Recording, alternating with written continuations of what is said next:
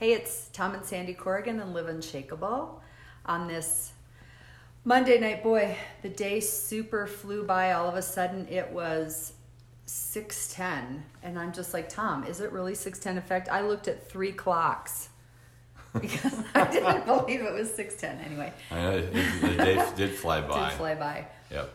So we wanted to talk about something tonight that we all experience and give you a tool to be able to really live a more unshakable life in relationships. So we're always talking about body, mind, or body, soul, or spirit. So this is kind of in the category of soul. Right. So mind, will, and emotions. So do you want me to tell this little story? Well, before you do that, that story will be fine. So much of the time in relationships, and I think relationships are what we do, what we have to do in order to exist.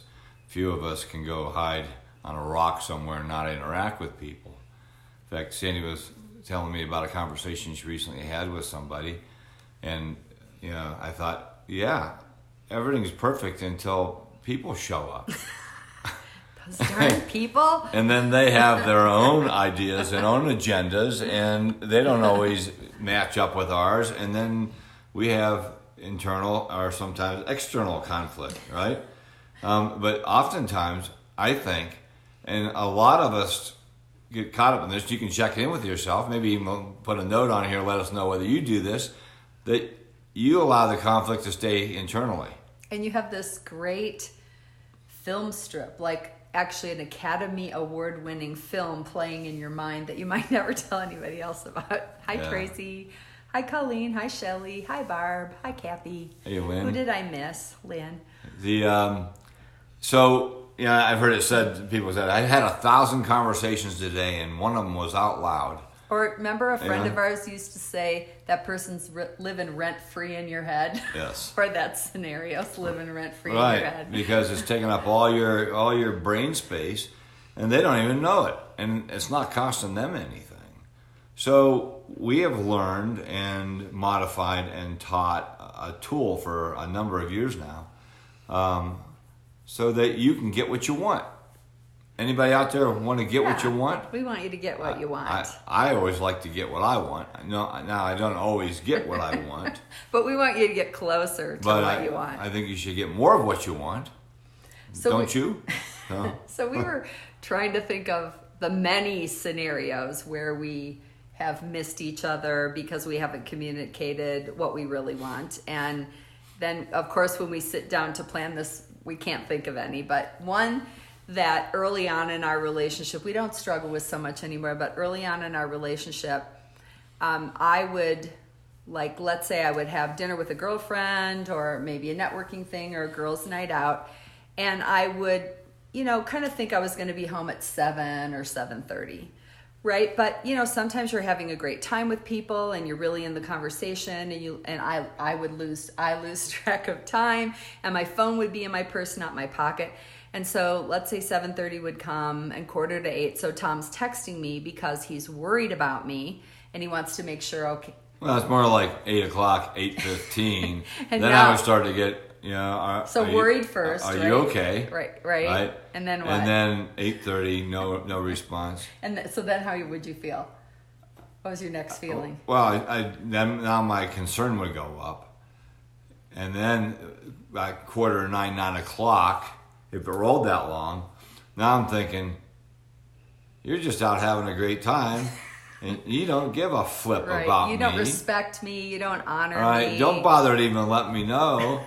Or you're laying in a ditch somewhere, going back and forth between those things. And not knowing because I didn't have the data, right? So then as soon as I would see all these texts on my phone, I'm like, oh, I'm on my way home. Really, I'm really sorry, And so, this happened a number of times before we even have an argument about it sometimes, right? Because now he'd be irritated with me and I'd be like, I'm fine, What's the big deal? Call my my 3 girlfriends, So there was a trust piece in it. And so finally one day we sat down and we used this model to identify the things we were feeling, the thoughts we were thinking, the things we got triggered about, the judgments the story we were made making up, up, right? The story we were making up, and then what we wanted, what we had to own and what we wanted. Right. So we thought we'd share those 5 steps with you tonight so that the next time you're doing an Academy Award winning, hi Pat, and Robin. And Heather. Yeah. When you're rehearsing that MSU scenario, that making stuff up scenario, you can maybe identify what's really going on. And we encourage you to write it down. So sometimes when you actually write down the 5 steps, you're certainly much clearer if you do decide to have a conversation with someone. And sometimes you don't even have to have the conversation because the model's really, it's called the clearing model because it's about getting clear with me first. Right? Before I just launch into somebody about something I'm making up. Exactly. So do you want to talk about what the 5 steps are? Sure. And we'll post we'll post the 5 steps on the Live Unshakable Facebook site. Yep. So that if you're driving or just listening and you can't write it down. If you're driving, don't write it down. Yeah, don't write it down. We'll post the 5 steps there. Hey, Don. So it's a matter of breaking things down because we tend to collapse 3 chunks of information into one. First is the data, the actual facts as I perceive them, right? Right. And sometimes we're not even sometimes clear they're not clear right? on I them. saw who, what, where, when, how, why. Right. And sometimes those are really cloudy. You saw those very differently or remembered those very differently than I do. Exactly. Vice versa. Right, which is not unusual. So that's the data. You can have 2 or 3 people watch exactly the same incident and end up with very different perspectives and stories. So that's the data. Secondly, then, is our feelings. Well, how'd that make me feel? And the feelings are important because the feelings affect the way we look at our data and vice versa. So, was I mad? Was I sad? Was I afraid? Was I happy? Was I probably not happy because you probably wouldn't be having this scenario in your head. Was I frustrated? Was I anxious? Was I terrified? Was I, whatever. There's all the emotions. And sometimes it can be a combination, right? Yeah, it can be a whole bunch jumbled together, right? The third component then is our judgments or what we make up. Or the story we're telling ourselves because of how we saw things and how we're feeling. Right, so let's go back to the scenario that Sandy brought up. So she was going to go out with a friend, said, I'll be home around 7-ish or thereabouts. It's 45 minutes or an hour later than what longer. She said. And I'm starting to get really nervous. And so what is that feeling? So I was anxious and a little afraid, because all of a sudden I start making stuff up in my head. She's in trouble. She got damaged. She's stuck alongside the road in her car. Her phone's dead. We can make up a million things in about 4 seconds. All the things we've watched on movies, all the things we've experienced in life, all the things we've made up before, all come up again. So I'm anxious, I'm afraid, and I'm probably starting to get angry too, because I'm thinking the other scenario is she could have just said, heck, I'm just going to go out and stay out as long as I want. I'm not going to even bother to let him know. And so, I, like many men, have a core need for respect, right?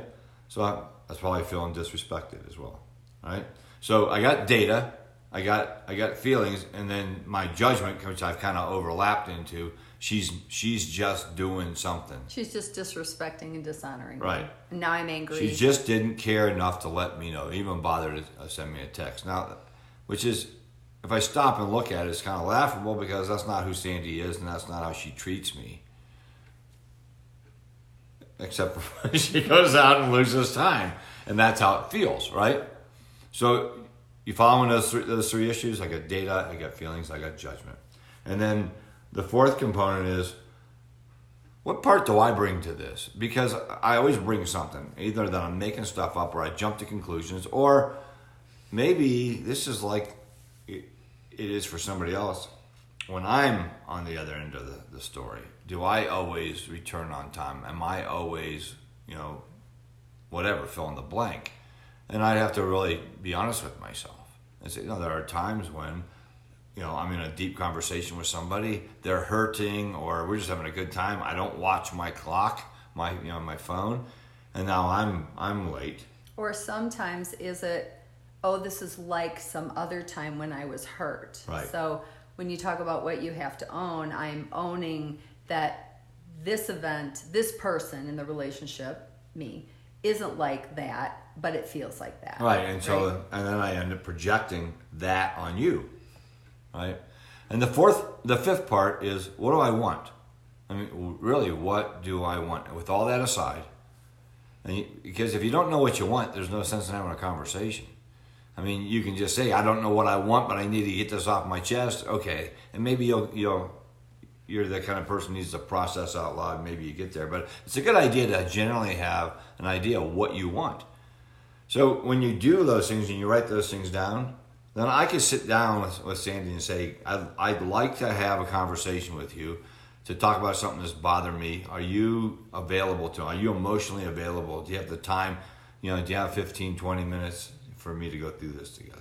And the person me, right? The person on the receiving end of helping him get clear gets to say whether they are or not. So let's say I'm getting ready for work in the morning and I'm headed out the door and Tom wants to do a clearing with me and I don't have the time to be really present. I need to be honest enough to say, I do care about how you feel and what's going on and for you to get to clear and for us to clear this up. Can we do this on my lunch hour? Can we do this when I get home tonight? Because I'm going to be late for a meeting and I want to do this well. Or if you would ask me at 9:45 and I'm pretty much toast by 10 o'clock.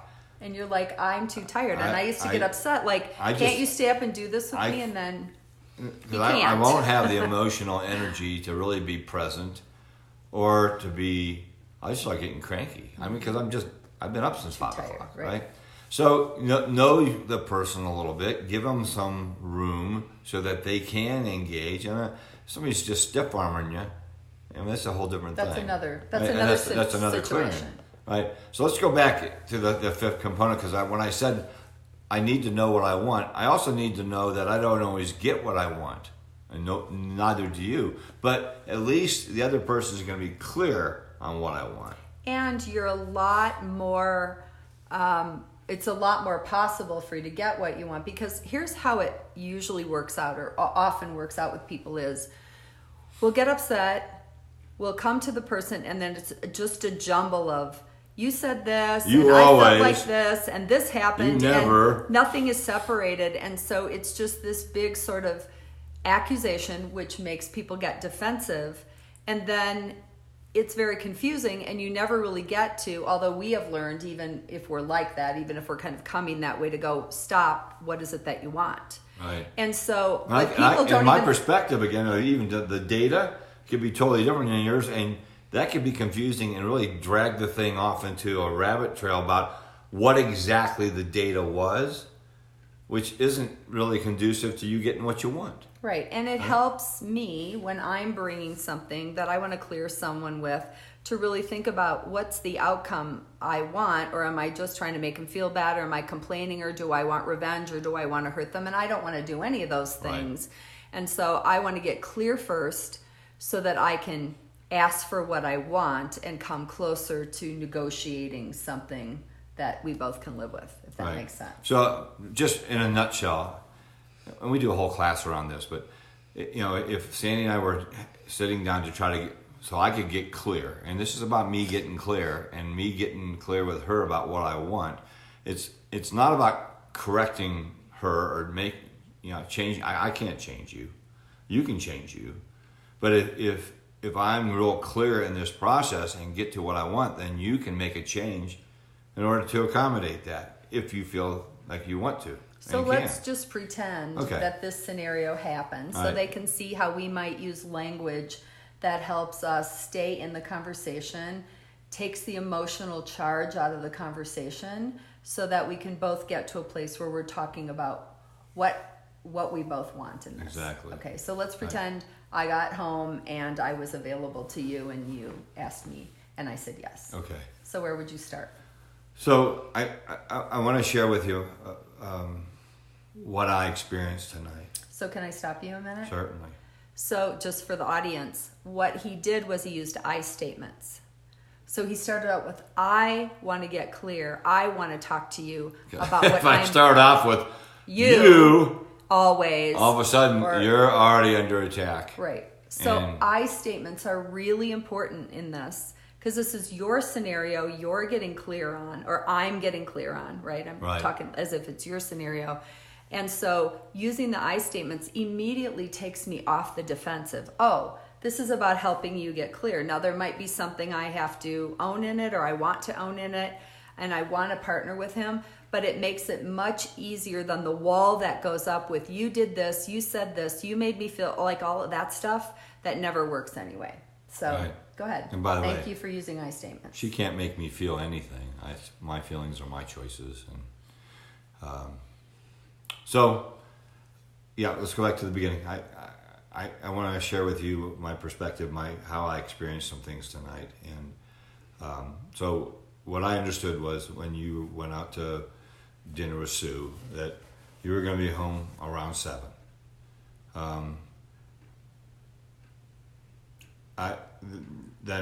You didn't come home at 7. So he's trying to stick with data. He's trying really hard to say. Right. And the data is you came home at 9, right? So there's no emotion in it. It's just the data. Right. And you came home at 9. And you really didn't even hardly mention the lapse. Okay, I said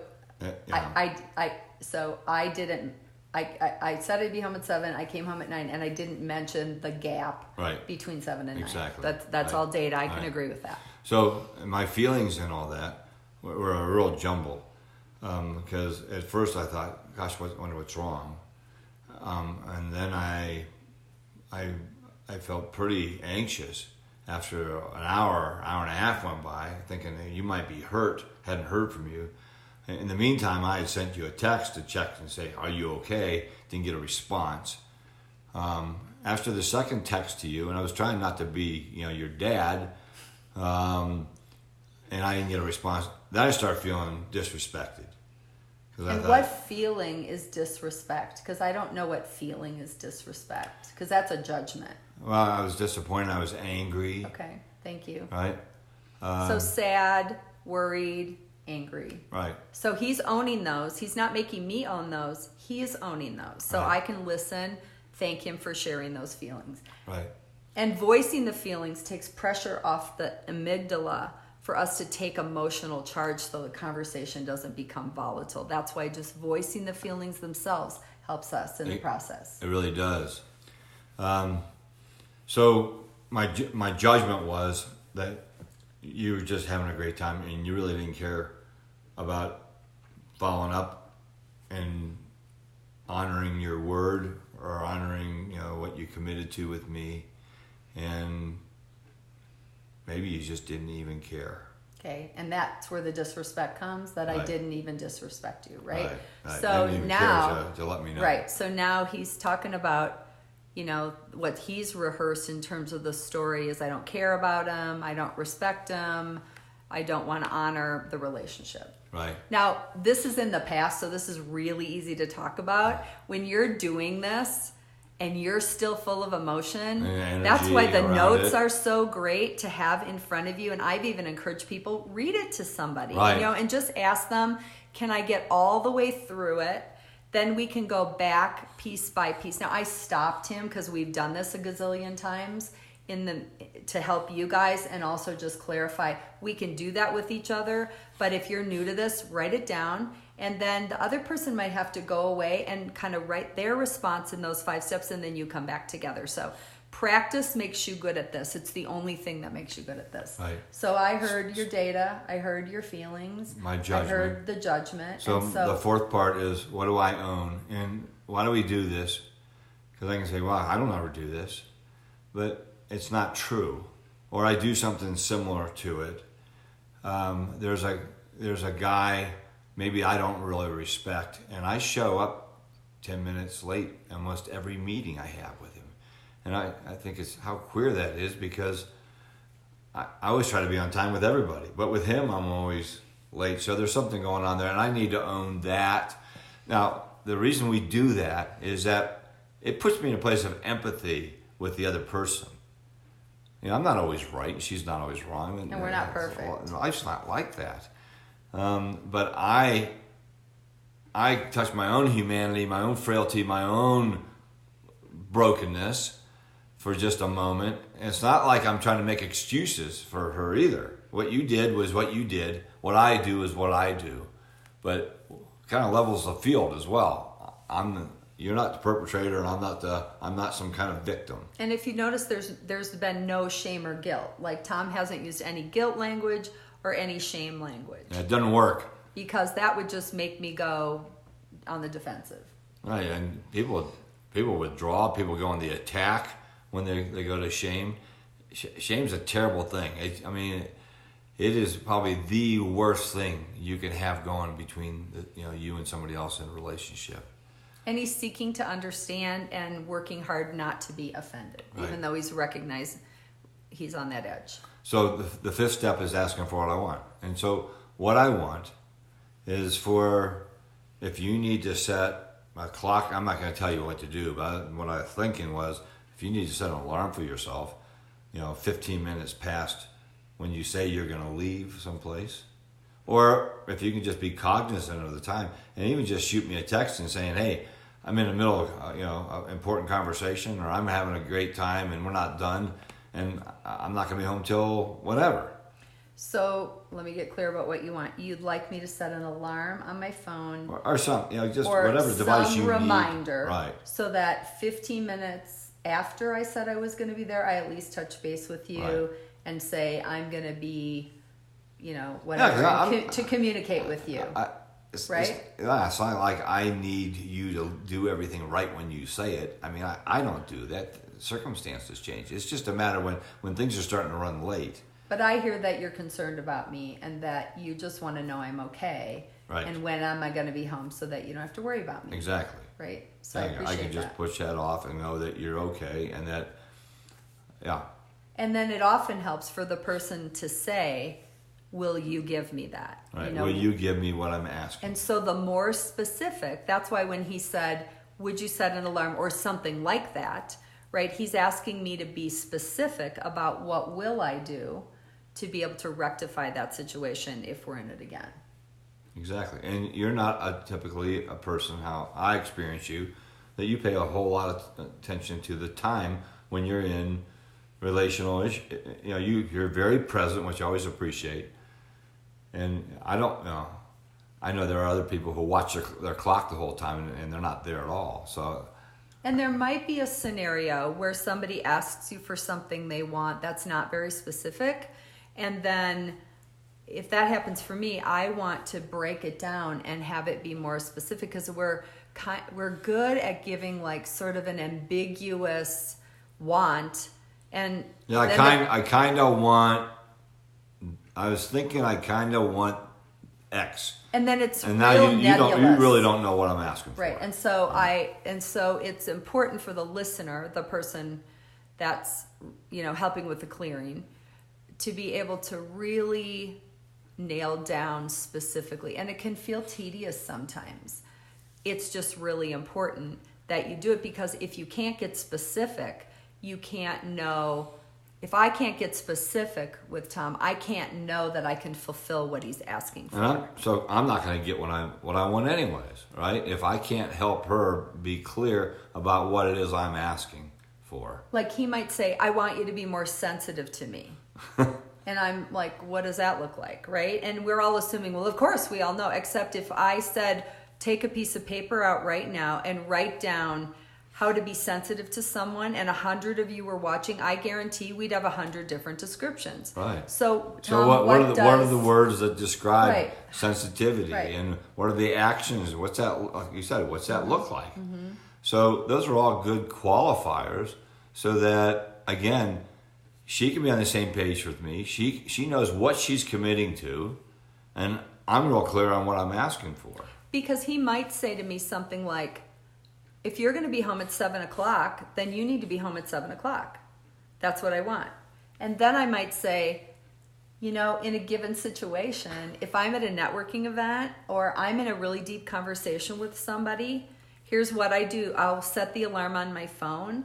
I want the freedom to be able to be there an extra hour because, it might be because I'm not your dad. Because no, if we had plans to go somewhere, right now, yeah, or I'm I'm waiting. blowing him off for Right. something. I said we'll eat dinner together. Then I at least need to have the courtesy to say, can we renegotiate that, right? Like, do you mind eating dinner by yourself? Can you save me some? Or, is it really important that I leave now? It becomes a negotiation. But again, it's really important for us to be able to ask for what we want and to speak clearly. And there are times where we've asked for something and the other person says, I can't give you that. However, I can give you this. And so then it just becomes that give and take. It's of an that emotional negotiation right? at that point in time. And you're not placating me either. You're not saying, oh yeah, I can do that, when you don't really mean, or you haven't counted the cost. And I don't want to do that. Now we've just muddied the waters again. So don't get caught in that trap where you want the conversation to be over. Or don't set the person you want to up. alleviate the pressure of the moment by just saying yes. Fine. Right. I'll just do that, right? And then I'm which is passive sideways aggressive. anyways, right? So So hope this helps a little bit. So let's just review. When you're having a clearing, you want to say the data. So who, what, where, when, as you saw it in I statements. Right. Second, I want to talk about how I feel in feeling words like mad, sad, glad, afraid, anxious. Like tired isn't a feeling.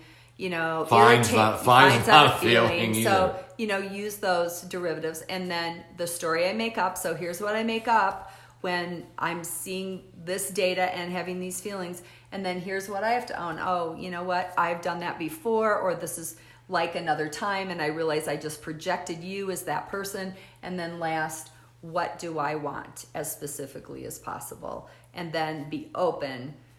Just be open to the negotiation of it. So hopefully that will help you guys. And if you need more, we're glad to help you. Again, we'll post those 5 steps. We taught our daughter in 7th grade to go to school and have these kind of conversations. And she ended up becoming a peer mediator in school and helping other kids have these conversations. So even your children and your grandchildren can learn to have really abundant, live unshakable, positive, discussions Absolutely. where they take ownership of what's going on for them and they communicate clearly in a way where we learn to play better with one another. And we clear up the passive aggressive stuff or the innuendo or the offense. They're making stuff up or they're all that expecting the stuff. other person to read your mind. Yeah. I'm a lousy mind We are reader. terrible mind readers. So I know some of you just kind of jumped on. Hey, Jessica. Hey, Sherilyn. Hey, Michelle. Kind of late. So this is going to be archived in a little bit. You might want to go back and kind of tag this one. These are great conversations to have with clients, at work, with family. I just had a conversation with somebody this afternoon, just kind of reminding that person, have you really asked for what you want? And the person was like, not really specifically. And I'm like, then the person that you're wanting something from, who's probably a terrible mind reader like us, we keep practicing, but we totally suck at it. Yep. And we all do. So that person will have a conversation and be closer to get what they want. So we want you to be getting what you want to. Remember to go to our Facebook page, Live Unshakable, where this video will be posted. It'll be posted on each of our personal Facebook pages, and we'll post those 5 steps. Yep. And if you have questions about this or you want to join talk our about challenge. it, yeah, Today's day 17 of a 30-day challenge. we're more than halfway. We are. You can start your own challenge at any point in time, and it's basically identifying something that's out of whack in your life, in your body, your physical self, your mental, soul. emotional self, or your spiritual self.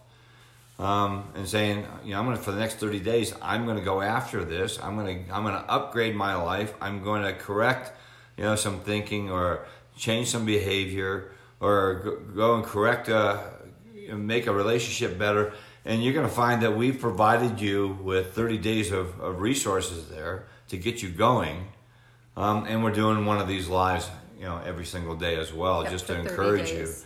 We are we just feel we have a mandate from heaven to invite 1 million people into this challenge and to create a community worldwide where we can support one another and encourage each other without drama, without sideways stuff, without snickering at each other, but a really place of love and care and mutual respect, so that we can support one another towards becoming a higher and better form of ourselves.